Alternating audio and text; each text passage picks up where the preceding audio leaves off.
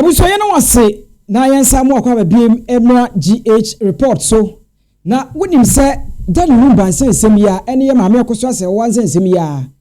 chese e de 24-hour economy a John Mahama ka se ode ba no e de aba na PapaShee akodi enkomo bi a wo chese ensam de ewom se Mahama emplay ene role bia ewom ne mom no wono otrase echekecheke niema pa de a wotim se na se ensam no kra na aboa pa ama enema ekoye create jobs ahodo e de ama emabunu na ono kra de ozu se obi atwe ne phone na oye video na onya sika e de free so ntino anya hwe kra no John Mahama 24-hour economy a okaze oba be create no Lumba ene ye Maame Akosua Serwaa team legal wives no omotima create bi e di ama omai konkoro Ghana ebusua woni PapaShee koyo so eya adwena na mesre yenko 24-hour economy a sesei Lumba NSEMSEM a create e di ama emabunu se de PapaShee koyo so e kan nsem obi aya the company we got company we got company what they say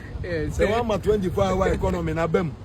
so what they say uko YouTube aboy si go bia fa se wan se mana ewade abo ano no so nya dollar kakra e dey ahye no in the 24-hour economy na president Mahama kan no and Maame Akosua Serwaa case so ama bebre kwa nya adwuma aye MTN adwuma akosoro so what they say o say check social media and go for TikTok and go for YouTube obi wa ha obi e ka bi radio station obi anya kakra e dey podwe ti mu bompa ya na mo bompa ye ama Maame Akosua Serwaa ewade nhira mo God bless. Enti ene Mr. Koyonso PapaShee e na wote se wo ka ne nsem e wo ho no se de wo se evangelist enyu Koyonso ni free na so boa wo ye de ya omrante biem na se omrante biem okobo Koyonso no so de obi ajatum enti eno so eno no na ene uwura mu dia social media no so maami ode maka che se maami ase ono ankasa no wo ha ase ono ankasa yen heda ehu se oye team side chick so ye team legal wife yen heda ehu babia maami ejina na ene sachi for na horo na papa o modi na tempa enya sempeto ne emu nsam ne de me de ebrew na ansa ne ebeti Maame ode NSEMSEM no mesre ene chike 1 e de nsem bia beto dwa chese o chese efri eda chena Monday e kona sem bi besi na ensem na ebesi no e chese wateke PapaShee din no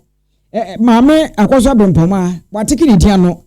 e na Akosua Serwaa na ankasa no so wateke ni din no na ebusua e yensampai Yanko ni nkuti cheke 1 Abusua for breaking news asam na de mo ma men sere kakra me se chira ampaye bedwa efri chira ko ampaye bedwa ma wu 3 mosquitoes ya o madam sui PapaShee Maame brempoma me Maame Akosua Serwaa efri chira ko de na ebe start efri ya Maame Akosua Serwaa so said your queen mother feels was nigga di can be kind no no crotrodo enti Maame Akosua Serwaa mbo hu se o Germany sana the bell ring it krkrubon so we piaba hello please how may I help you on say almost Dutch I say it's the Dutch to Ghana it's the fake marriage certificate why you take it to Ghana court. Now, madam, you under arrest. This is court letter. I serve you. We come to court. Now, a hono Dutch for any Maame Akosua Serwaa we ni akọ brempoma so say no Germany wa no so the krr ni akọ akobom no so piaba. Please, who are you looking for? Say you. I'm from German court. Now, Ghana people report you that you people are scam. Why you go scam your brother funeral that Akosua Serwaa is your whatever you married to Daddy Lumba. You know it's fake. Akosua Serwaa is cautioned like here. Why you go and scam Ghana use fake marriage certificate? Me hono so ya ne brempoma wie. No maba Ghana hanso baba Jama Chambers o ma ya adwuma ni nyina PapaShee ya show say no ma PapaShee you too you lies come go to somebody printing marriage certificate from US take it to German embassy in Ghana and the documents holding to court where do you get from a fake document for marriage na no so PapaShee ya se wo fe na ti adwuma no de afa na agro no I start say me enemu so e be wie fe etiti modo BRONII form se mo tamu chuku bye bye. Enti ensam no de eno a ene etietie no ti wo de obaswa na wache wadwene na bi pietima yedai akoye ene maame ode atamdie ni twa ye twa na ne de abusua ba bi owo bia menim se wan hwe video yi wo hu ne mum so hu dia obeti ni so pa na otim se enipa dasani ebi ma no ya papa abusua yenko ti ene twa team legal wives omo hema maame ode ye twa abo no maame ode ne de maame ode ono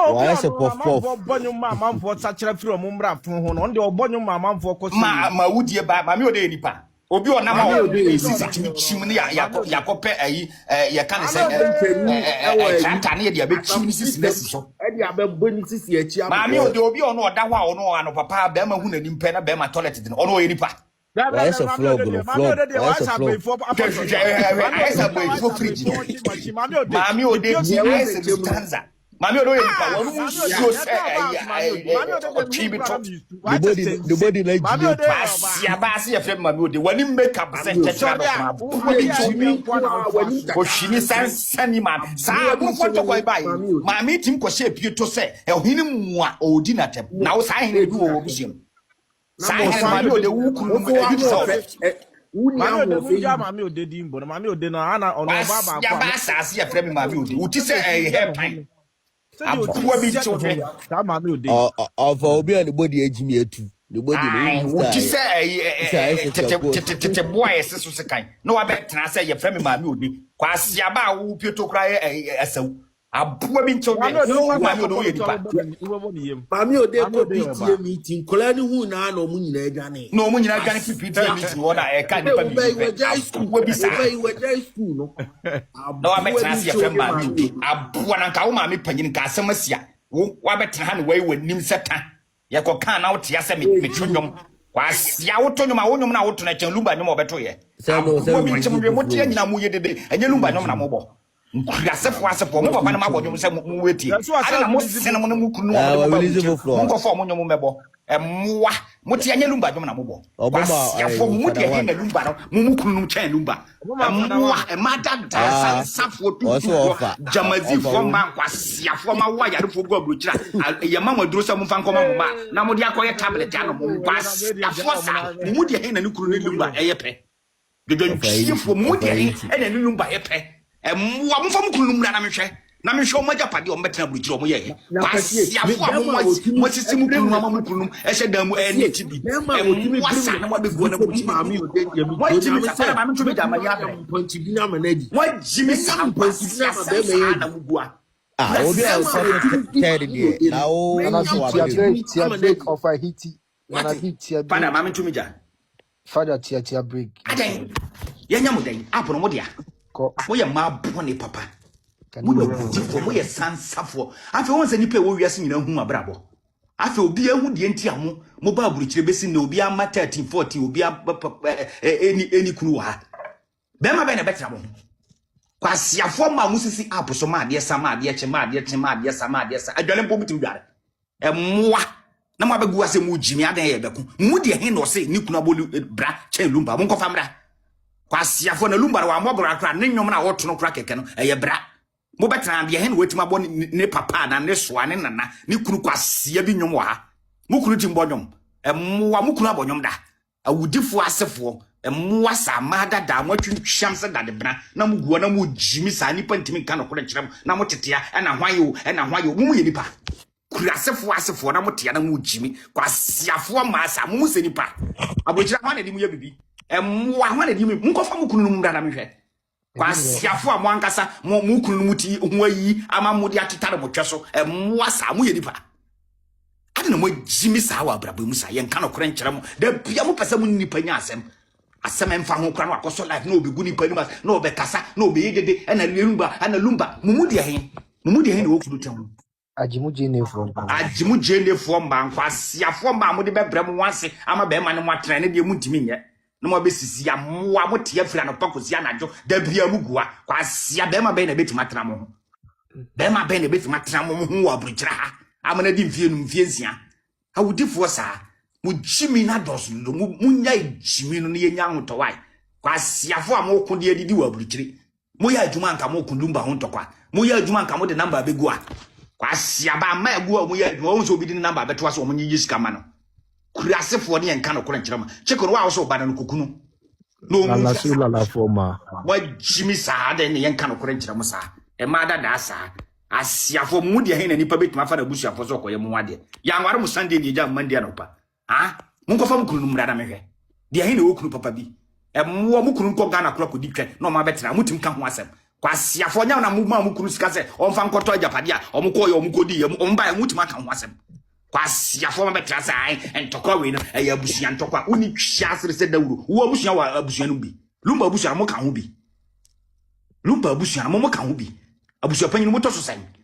na ma beje ntokwa akombi ko mo ti aburukyire ma bra bo na ye miserable kwa asiafo sa ma chinchim sa ko be to fiansefo kwa asiafo sa na mo gua mo se mo nko ana mo wa no mo pese mo kasa manipa hu sa mo ye ma papa bi anka ye ba aburukyire ya humo mu de he na nyansa bi woni tim a ye betima kasa we nyansa bi woni tim asiafo he ma ye dia Akosua Serwaa anim nante na akoma na mo te se talu mo te se sense mo te se benta mo te se anko mo te se fanta mo te se sampa mo te se danda mo te se tinti mo te se kinki mo te se fonfo moa